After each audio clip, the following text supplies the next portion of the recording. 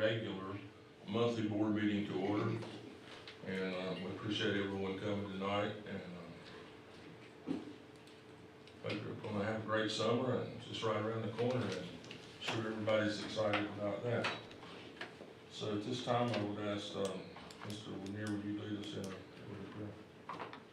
Lord, we want to thank you for the opportunity to come back together, dear Lord, to represent Randolph County Schools, and just ask and pray, Lord, you give us wisdom, discernment, and decisions we're going to make tonight, dear Lord, that will be best for the school system, dear Lord, and dear Lord, be uplifting for you. Pray for the students, staff, and all the employees, Lord. I pray that you bless them, you keep them safe during this time, dear Lord, and the end of the year, and just pray that you bless the graduations and touch those that will be graduating, dear Lord, and put them in the places you'd have them to be. But most of all, Lord, we want to thank you for Jesus Christ who died on Calvary for us. We love you. We thank you for all you do for us. In Christ's name we pray. Amen. Amen. All right, this time we're going to ask everyone to stand for the Pledge of Allegiance. Pledge allegiance To the flag of the United States of America and to the republic for which it stands, one nation, under God, indivisible, with liberty and justice for all.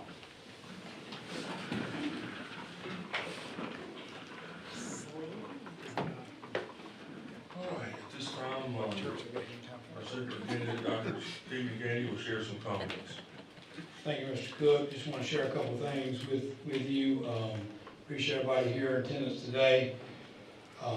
Really excited to recognize a bunch of student athletes and staff member for great accomplishments. Just as we end the school year, 24-25 school year, we've got to have a lot of stuff going on. We have band concerts, chorus concerts, you name it, we have it. Award assemblies, several cabinet events seen in recent weeks. Just want to draw your attention on what's my favorite event of all, which is high school graduation. Probably while I was a high school principal. We already had one graduation, May 21. Randolph Early College High School was at Journey Church. I want to say thank you to Randy Kelly and his staff for letting us use his facility. And then we'll end the school year on June 10, which is a week from tomorrow night, with graduations on school campuses. With the exception of Guar Ridge 612, that graduation will also be at Journey Church. So again, thank you to Randy Kelly and his staff. I want to point out the times. Eastern Randolph and Providence Grove are paired together. I did that several years ago, probably 7, 8, 9 years ago now. Eastern Randolph 6 o'clock, Providence Grove is 8 o'clock. Anybody watching, we do that. We have grandparents that have children and grandchildren at both schools, aunts and uncles. So we've done that. Appreciate both of those communities working together. Also, Trinity High and Wheatmore High School have been paired together since before my time here. And 6 o'clock and 8 o'clock, Trinity at 6, Wheatmore at 8. Similar reason, we have families that have children, grandchildren, and nieces and nephews at both schools. Randolph High School is at 7, Southwestern Randolph High School is at 7, and Uwharrie Ridge is at 6:30 again at Journey Church. And just in closing, I just want to say thank you to our students, staff members, parents, and community members. My opinion, since day one, 24-25 school year, we're champions from day one. We've worked and stuck together as a team. Doesn't mean everybody's agreed with everything that's happened. I can assure you nothing's ever been done in this school system on purpose to upset somebody on purpose. So, but I do appreciate the teamwork. We have some parents here today. As far as I'm concerned, there's 3 big groups that make a school system go, not discounting the community members, but 3 big groups are the students, the parents, and the staff. And I'm not going to give higher value to any one of those 3 groups. That's how I've always operated in my 32 years, and we'll continue to look at it that way. So thank you, parents. I see a couple of Uwharrie Ridge parents here, and appreciate you being here today. And I see a bunch of parents from various schools where we've had kids do well in athletics at the state level. Just in closing, anybody watching, I do what I do because I love each one of you dearly, and I love this school system dearly. And that's where it starts and stops with me. Everything else falls underneath that. So I say that to you. I hope everyone here has a great end of the school year, and all those watching do as well. We want our kids safe, and we want them to show everybody just how special they are as they're finishing with exams and state tests as well. Board members, I have a sheet for you with our calendar events for the rest of the year. there's not many things left. I'll bring you one back, start with July 1, but we have one more meeting left this fiscal year. Close out the budget. There'll probably be some things on that board agenda as you've allowed me to use that meeting to do some things if we needed to, so we don't wait from now always to the middle of July. And tonight I will be leaving. For anyone here, I'll be leaving at 5:40 today to go present our budget to the commissioners. They worked with me last week when everybody else presented because my son's a senior in high school and he had a special event at Southwestern Randolph High School. So I appreciate board members and commissioners for allowing me to do that tonight instead of Thursday night. So this concludes my comments. Mr. Chair, I'll turn it over to you. Thank you, Dr. Dean. This year's kind of special for your graduation too, a little bit more into that. Your son's graduating, that's a special moment. Okay, so at this time I need a motion to approve the May 19th, 2025 minutes. So moved. Have a second? Second. All those in favor say aye. Opposed? All right, motion carries. This time we're going to move on to the recognitions. And Amber Ward will be presenting those.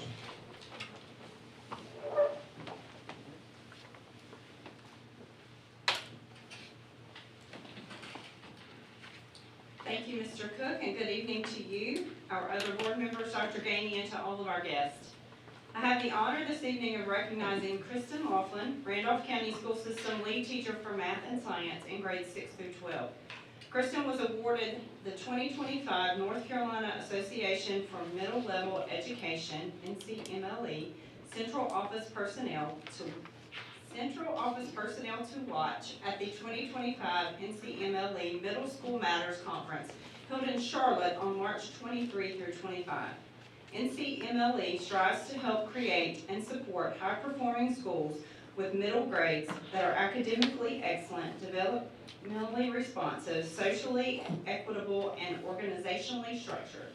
As an organization, NCMLE is committed to advocate for the middle level concept and for those that strive for the continuous improvement of NC middle schools every day. Ms. Laughlin exhibits the attributes of middle level mastery through characteristics in social equity, development, responsiveness, and academic excellence. Ms. Laughlin, if you will please come forward to receive your Pride in RCSS certificate.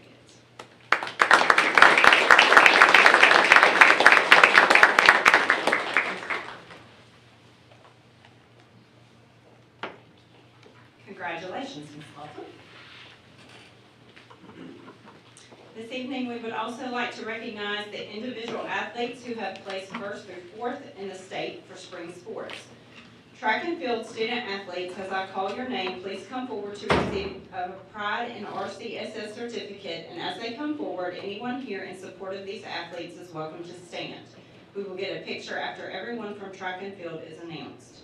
At the North Carolina High School Athletic Association 1A and 2A Track and Field State Championships on May 16 through 17, 2025, held at the Marcus T. Johnson Track and Field in Greensboro, North Carolina, the following track and field athletes from the Randolph County School System placed in the top 4 in the state. Mariana Correa, Eastern Randolph High School, state champion, women's shot put. Mariana Correa, thank you, Eastern Randolph High School, second place, women's discus.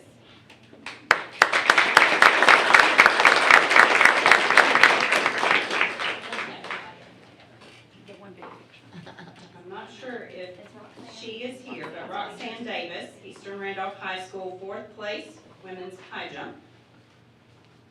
We can clap.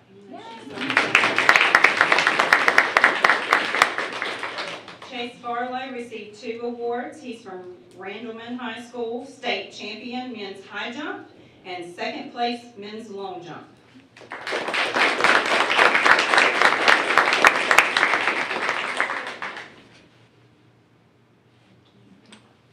Gracie Bean also received 2 awards. She is from Randleman High School, second place women's high jump, and third place women's triple jump.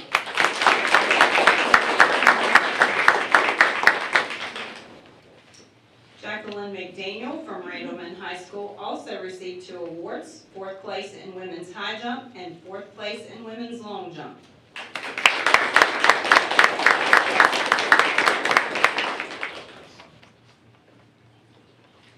And Jay Richards from Randleman High School, 4th place men's pole vault, and he was unable to attend. Congratulations to all on your outstanding accomplishment. If y'all squeeze in, we're going to do a picture.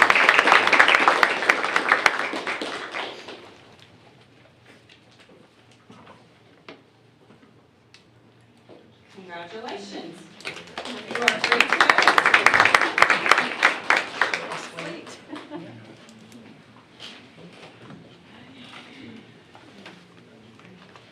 I was really hoping one of you to do the high jump and jump over and jump over the podium. That would be something to see. Really glad they did.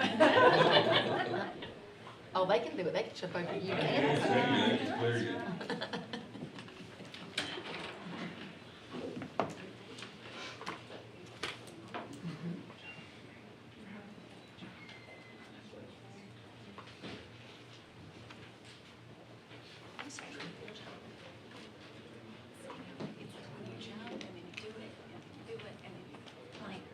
It's like you kind of do like you do it and then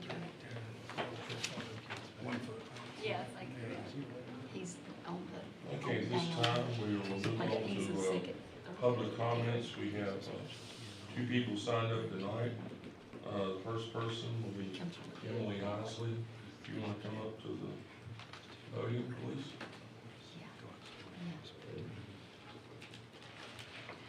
We normally give like 3 minutes, so appreciate it. All right, thank you. Many of you are probably familiar with me. You've seen my name for the last 2 years, but I'll formally introduce myself. I'm Emily Hinesley. I am a graduate of Randolph County Schools. I have a 2nd grader at Farmer. I have a 7th grader at URI Ridge. I'm the PTO president at Farmer. I'm also the booster president at URI Ridge. I come to you today to sound the alarm for URI Ridge. I've been told ad nauseum that the county student assignment project's in the works, and that will shed light on how to right-size many of our schools and to be patient. Unfortunately, we do not have the luxury of patience anymore. The test school that Randolph County implemented at URI Ridge is not working. URI Ridge has become a school of choice in the county, meaning if you attend one of the feeder schools, Farmer Tabernacle, it's implied you can fast-track your child to Southwest by going there in middle school. Don't get me started on the Farmer Southmont piece. As a parent at these schools, I can tell you the data is not supporting what's happening in real life. Child care and siblings as reasons for transfer is being used as a loophole at the middle school level. Has anyone here reviewed the enrollment data at URI Ridge? Has anyone specifically pulled the transfer requests and reasons? I'd be curious to see the countywide how the transfer numbers and reasons trends. Do other schools use siblings as a reason for transfers? How many upcoming students from Farmer and Transfer are actually put in? I hope you have done this because we have voted each of you in there to use our voices and to be a voice for our kids. Here's the deal. My kids will be fine. I have 1 more year at URI Ridge, and I have the privilege and ability to move my kids from Randolph County schools anytime I choose. Heck, I've been told numerous times to send them to Southwest, but we choose not to. We feed into URI Ridge because that is my community. Today, I'm not here for my kids. I'm here for the kids at URI Ridge that continue to be left behind and a casualty of the problem created by Randolph County schools. The kids who are not privileged enough to have a parent that will complete the transfer form, that don't have the luxury of having private transportation, they deserve a great middle school experience just like their kids at Southwestern Randolph. Over the last 2 years, I've provided fact-based concerns about URI Ridge, and I continue to get a placating pat on the head with no real follow-up or action. I'm aware of the ongoing student assignment project and that those results will take time and require follow-up. Let's not wait and see how much more damage we can inflict on URI Ridge. I can tell you 1 more year of not having enough kids for teams will signal the message far and wide. You'll have more of a mass exodus. I will personally take the time to help every family in the URI Ridge community complete a transfer next year and set up carpools for Southwest. I'd be interested to see what transfer applications are approved and which ones are denied and the corresponding reasons. With the loosey-goosey nature and decision-making made via subjective process, it would be an easy case to make a claim for a viable disparate impact in Randolph County's transfer process. You see, I don't have a recognizable name in the community or donor status pocketbooks to push around. I'm a passionate mama and advocate for my community, a woman that wants and believes that many things can be the same at once. We can set boundaries and stick by them. We can acknowledge when a process isn't working or creating an unintended consequence and put an immediate pause. We can support 2 schools with equal academic and athletic opportunities to grow into 1 high school. But we have to have people in positions of power use the privilege to stand up. Quit throwing lipstick on a pig, stop the transfer process immediately, push folks into their originally domiciled schools, and let's figure out a long-term solution for this side of our county. Thank you. Thank you. Okay, the next person, is it Casey Koppel? Is that right? Hello, I'm Casey Koppel. I currently have a 6th grader at URI Ridge. I have a 4th grader at Farmer, and I have a 3rd daughter that will be entering Farmer. Sorry.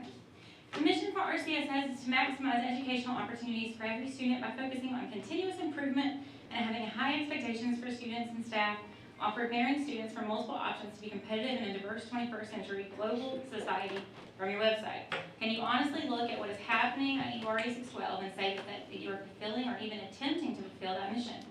Currently what is happening is allowing the choice of those that can dictate the options for those that can't. What I mean by that is the only students transferring away from Farmer and Tabernacle before heading to URI for 6th grade are those students that have families that can offer the opportunity to transport them there, not only for morning and afternoon pickup, but also for practice, games, and other extracurricular activities they choose to participate in. What has been heard loud and clear regarding the frustration of the charter school taking our students from Randolph County is what you are allowing to happen within your own district. Open your eyes for just a moment and recognize the hypocrisy. Since I began as a parent in this system 7 years ago, I have witnessed the reputation playing a major role in school enrollment. I've witnessed at Farmer the first couple of years, but through the hard work of teachers, administration, parents, and the PTO, that reputation has taken a sharp positive turn. Hopefully now the numbers will start to follow. For the last several years, Farmer's community and parent involvement has increased. This year, Farmer Fun Day and the historic Chicken Pie Supper reached a new amazing level of success that it hasn't seen in years, all due to community, students, family, and staff. I have a question for you though. If Farmer's community and parent involvement has been on a positive trend for the last 4 years, then why hasn't URI Ridge seen that same trend? I can tell you why. Transfers due to the following reasons. Families thinking that they have to decide where their children are going to high school when they leave 5th grade. And they don't want their kids to attend a high school at URI Ridge 612 because it lacks full high school opportunities. Parents who have no clue that URI Middle School is a feeder middle school to Southwest High, just like Southwest Middle. Parents who don't want to deal with standing up for what's right at the detriment of their own children. Instead, they want them on winning teams at a school that is fully supported with lots of opportunities. All of those supportive families leaving means less support for URI and the kids that do not have a choice. Yes, I understand that employees have the perk of enrolling their children into the school of their choice, but these are not the only transfer cases. Currently, there's a pretty truthful rumor that the majority of the boys from the Farmer 5th grade class are already transferring out to Swerms.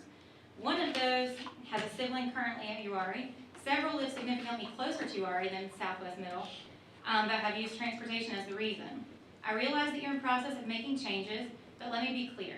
You can make all the changes in district lines, changing a school from a middle school to 612, or what I've heard recently is changing URI to possibly K-8, but until you stand by those district lines and stop allowing transfers, you will continue to have a school of choice within your public school district, which directly impacts what makes a public school work.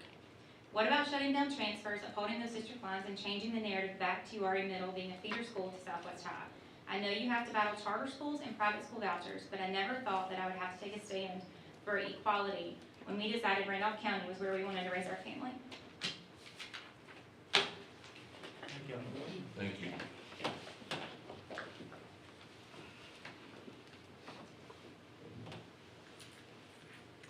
Appreciate you coming out and sharing your concerns. And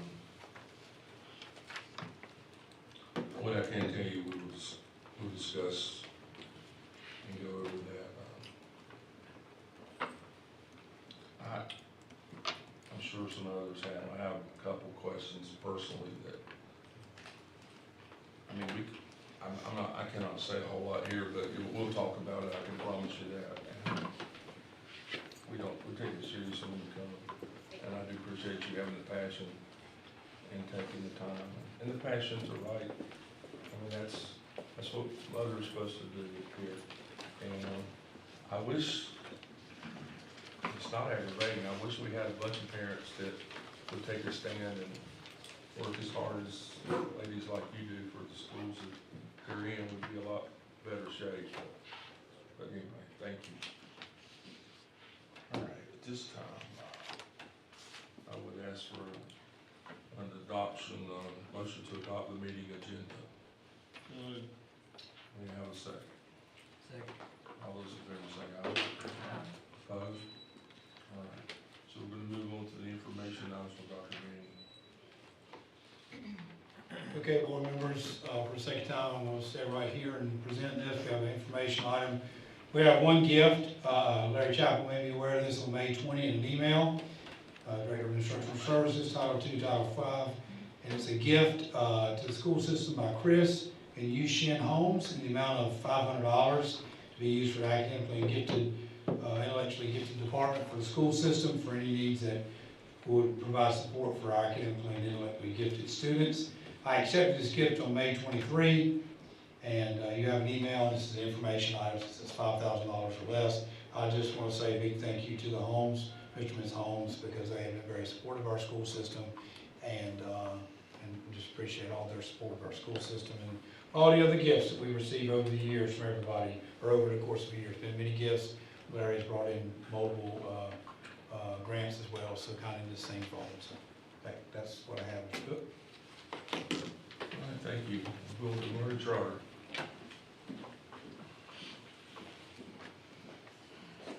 Good evening, board members. Tonight I bring to you the monthly reporting of any contract that's $50,000 or more.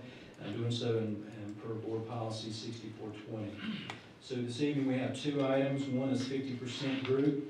It's for workbooks and digital content for third grade in the amount of $110,078.93. Second one is Carolina Thomas LLC, and that's for repair parts and service in the amount of $75,000. Thank you, Lori. All right, so at this time we need a motion to approve the consent items. So moved. We have a second. Second. All those in favor say aye. Aye. Opposed? All right, we're gonna move on now to action items. Dr. Gainey.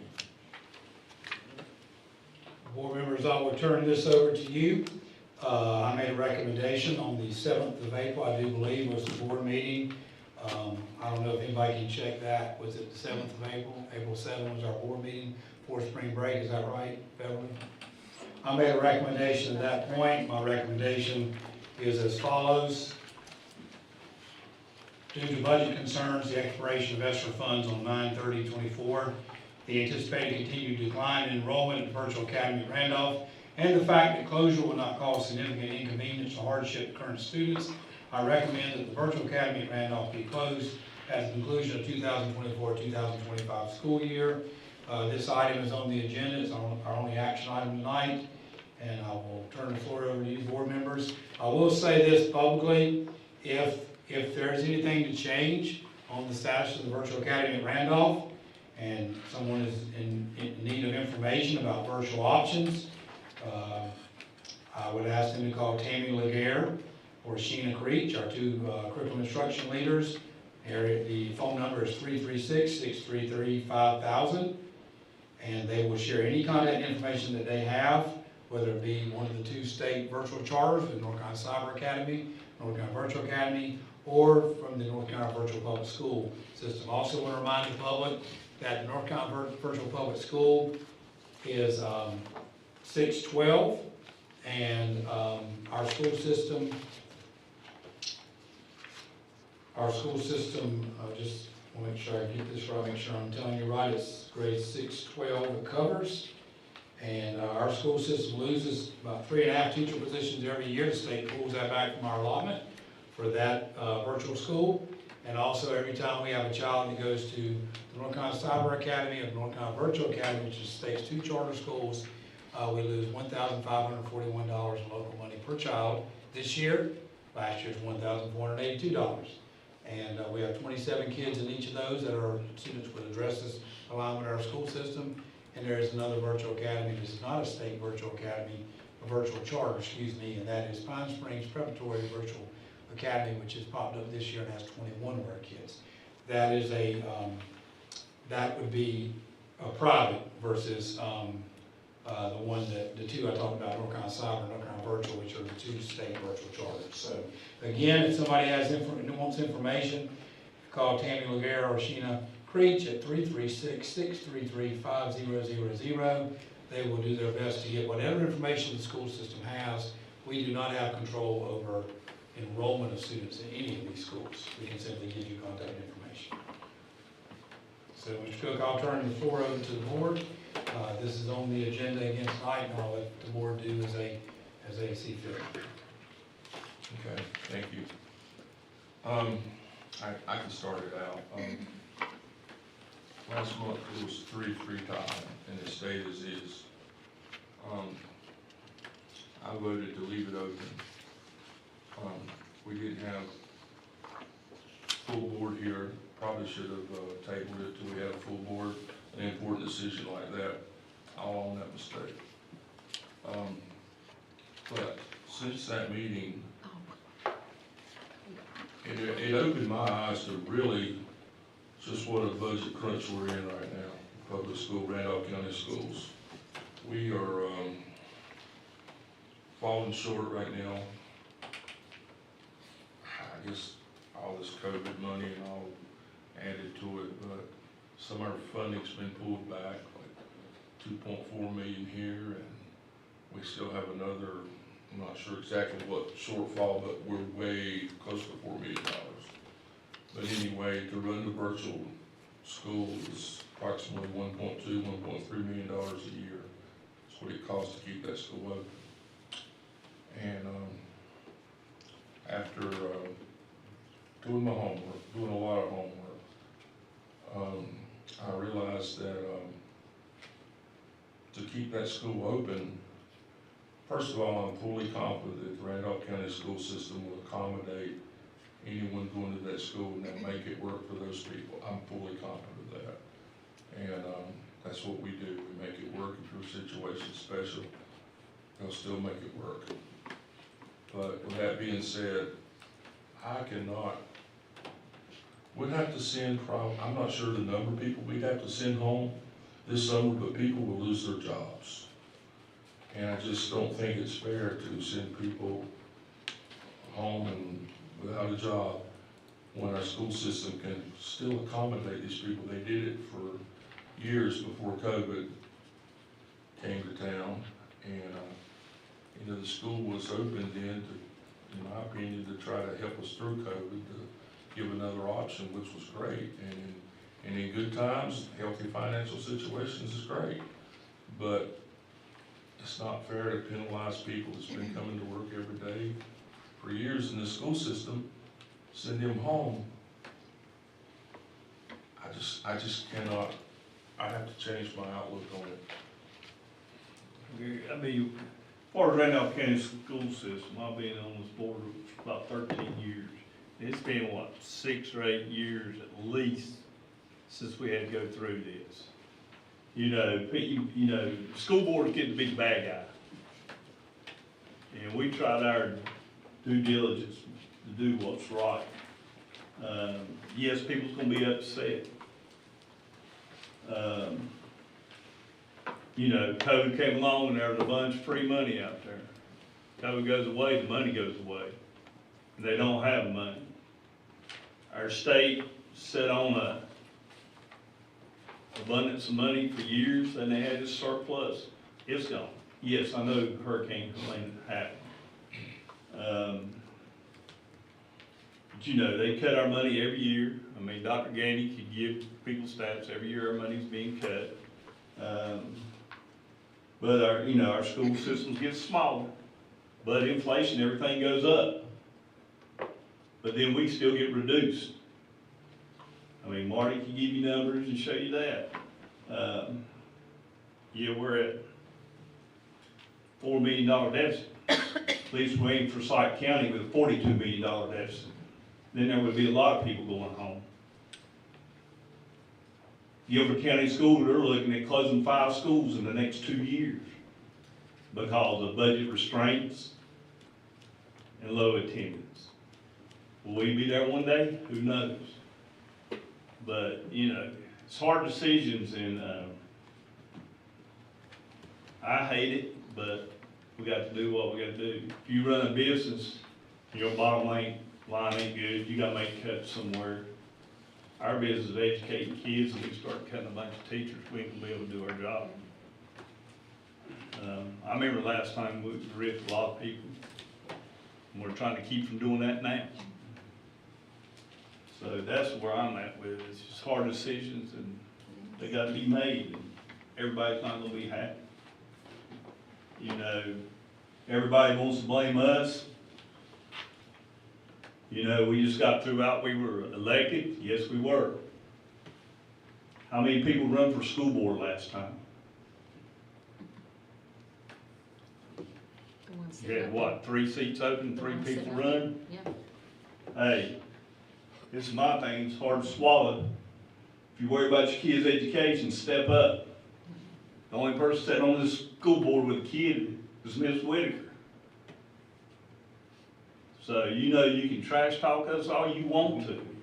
But hey, as parents of Randolph County school system, step up. For a few more days. This gets to be a hard job, and it's wonder you got people up here to sit and do it as long as they have, when they really don't have a dog in the fight.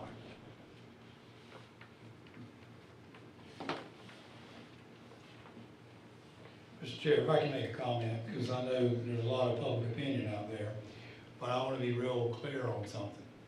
The Randolph County school system shut down the ESSER money on September 30, 2024. The problem that is surfacing now is moving forward from that. The Randolph County school system gave every school for 2 years an extra teacher position, and every elementary school in addition got 2 teacher assistant positions for 2 years. And those all ended last year at this time last year, we were dealing with that because we knew that money was running out. So, I've seen a lot of stories out there, heard a lot of opinions, but the truth of the matter is, I have a chart in my office that has a $3.3 million cut from the state coming to our school system, 24-25 compared to 25-26. And that is what we're addressing. We would be if we still had stuff on ESSER, we would be in a mess. But we're dealing with the reality. As you said, Mr. Bowles and Mr. Coven, you're on this board. Mr. Cook, you're on this board in the summer of 14. We were tightening up some things and I think at that point we cut $1.995 million out of our budget voluntarily because we had to tighten up some things. And we wound up with one large reduction in force. If you guys recall, we took 1 position of media assistants out of every school. There was 30 of those positions. So there's a lot of stories out there about budgets, but we all need to focus on which ones are the true stories. And I sent the board members, y'all know this, sent you a chart over the weekend and Memorial Day and showed you a chart. Thank you, Marty Trotter, for what you do to help follow all this. We got a lot of work to do between now and when the kids come back, and they're coming back, I think August 26th, and we'll be here before you know it. So it'll be here. So just want to share that for anybody listening. I'm very proud of what we did with the ESSER money. Never seen anything like it. Probably never see it again in my time. Never seen anything like that. It wound up being $48 million that came to us in 3 different, total of $48 million. It was $3 million, and $14 million, and $31 million. Never seen anything like it. And we used it the best we could. One of the things we did, Andre, you remember, we made a commitment to get more adults around kids in classrooms as we were coming in off the pandemic and dealing with the pandemic. And it served us well, but we're past that now. So.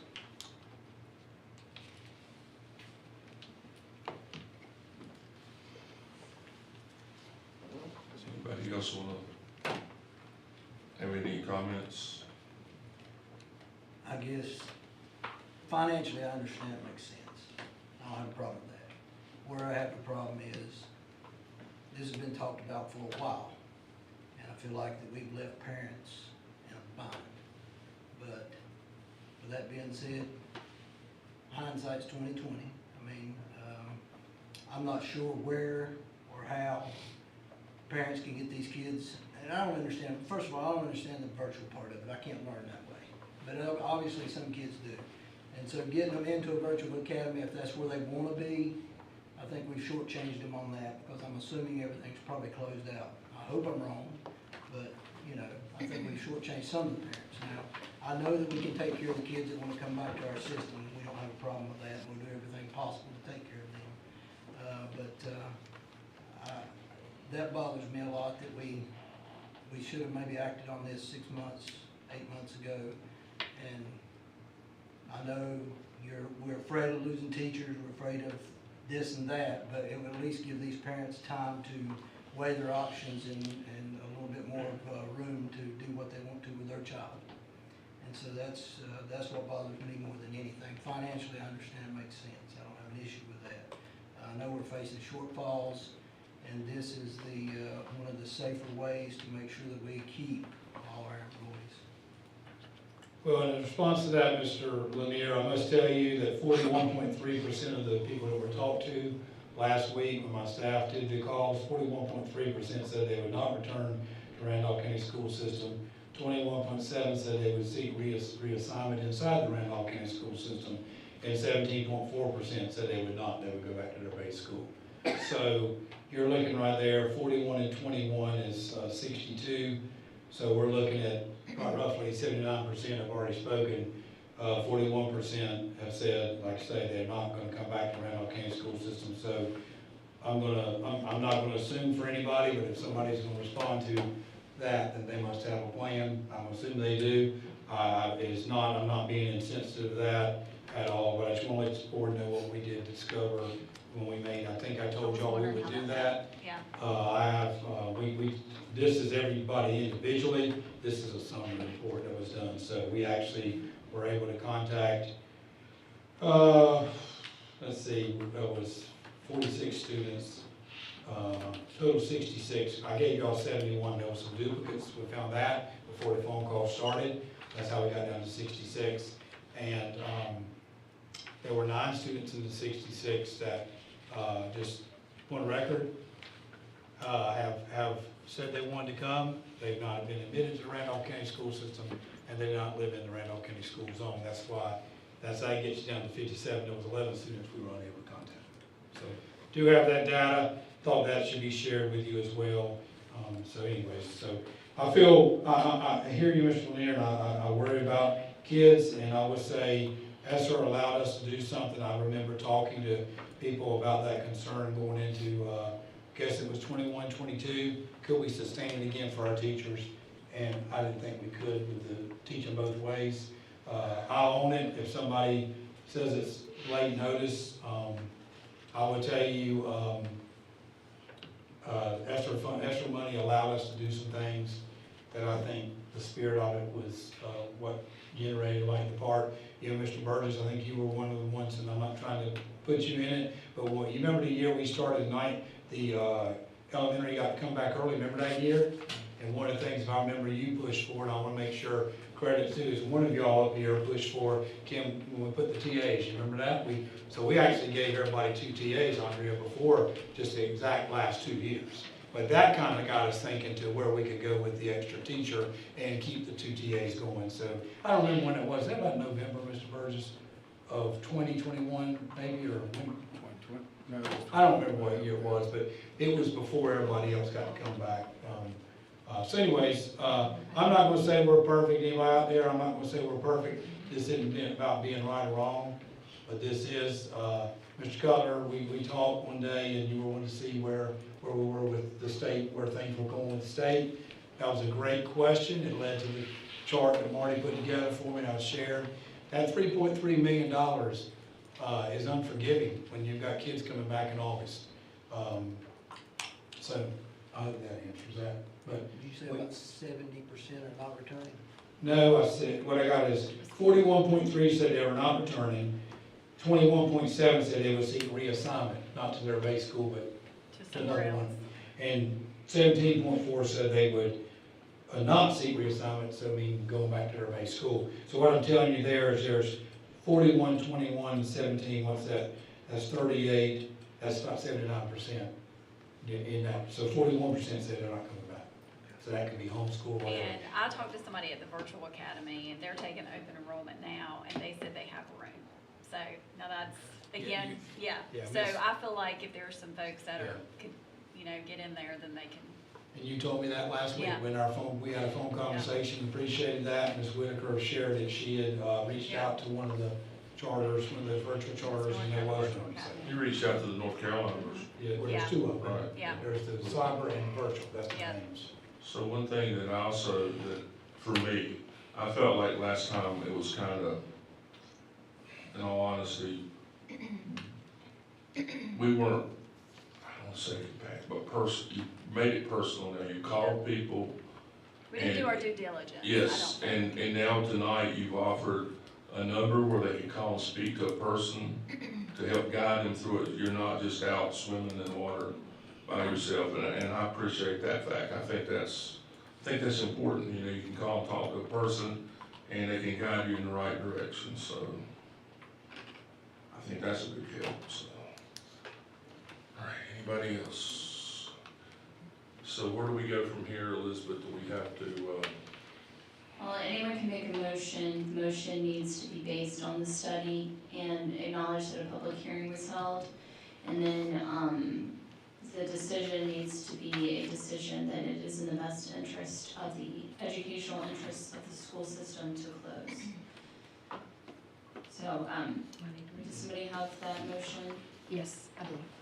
Upon the basis of thorough study of the proposed closure of the virtual academy at Randolph, and after holding a hearing in which the public was afforded the opportunity to express their views on the proposed closure, I move that the board close the virtual academy at Randolph on grounds that in its judgment and discretion, the closure will better serve the educational interests of the Randolph County School System. okay, so we have the motion. Do we have a second? Second. All those in favor of closing, would you raise your hand? It's unanimous. Thank you.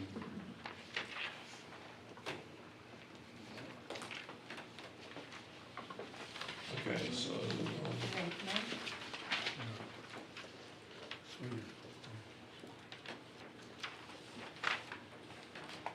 we're ready for closed session. Okay.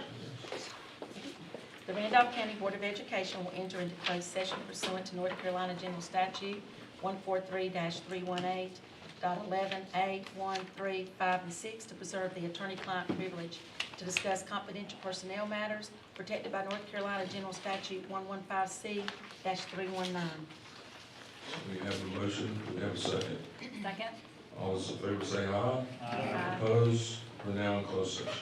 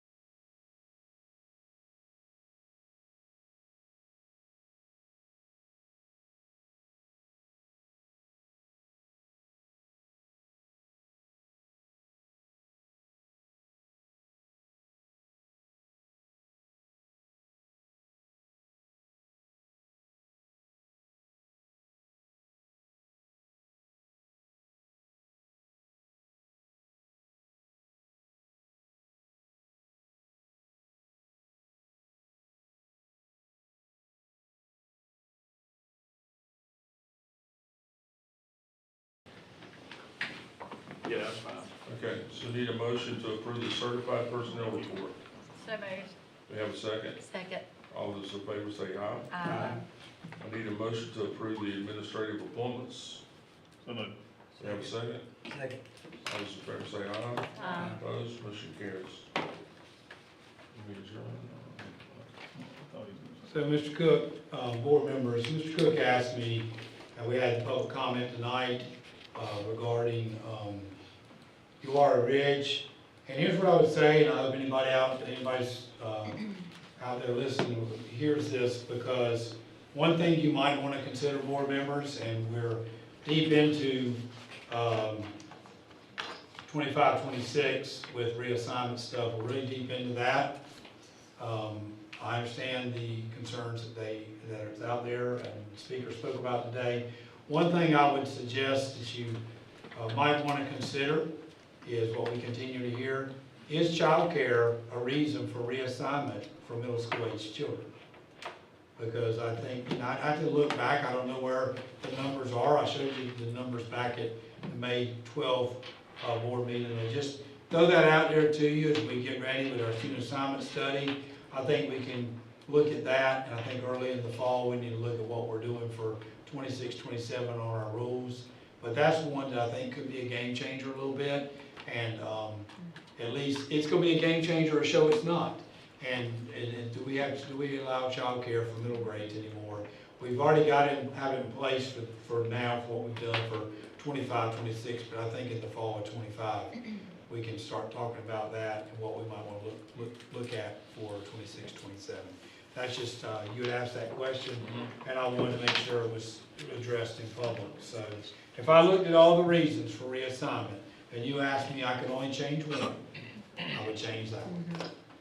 That's the one I would change, and I think, and I appreciate the speakers we had tonight, and I think, you know, we see where the results are. We see what those results turned up as. So was that something you would like talk about? You said like for maybe the following? Yeah, I think we'd have to, because we're so far into it now, we couldn't, I mean, we're into it. I think we need to, I think we have several topics that need to be discussed once the dust settles with school starting. We have several more things as we prepare.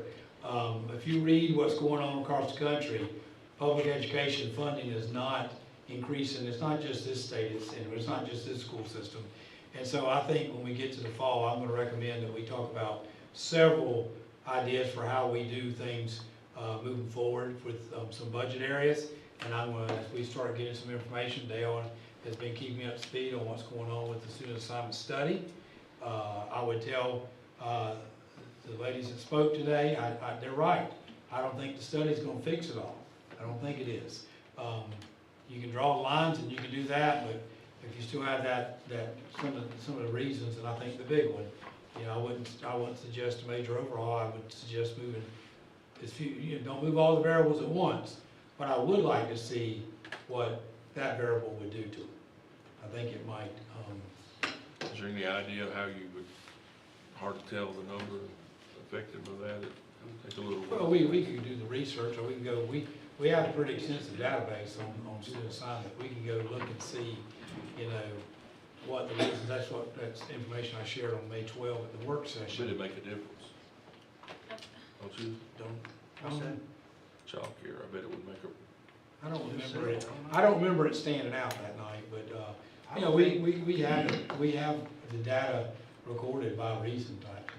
And Dr. Gainey, you might, I don't know, Edwin is not here, we haven't got the new guy in yet, but like if somebody lives in the district, like say they lived in UR Ridge's district, but they never sent their kids to UR Ridge, let's say they worked in Charlotte, so their kids went to a school in Charlotte, do we capture those number of kids that live in the district, but they're not in school there? There's called releases. Okay, so those Now, are the releases. reality is, if they go to a private or a charter or a homeschool, Yes. they don't have to have a release, Right. so we wouldn't have that. But releases are kids that live in our school system zone, Right.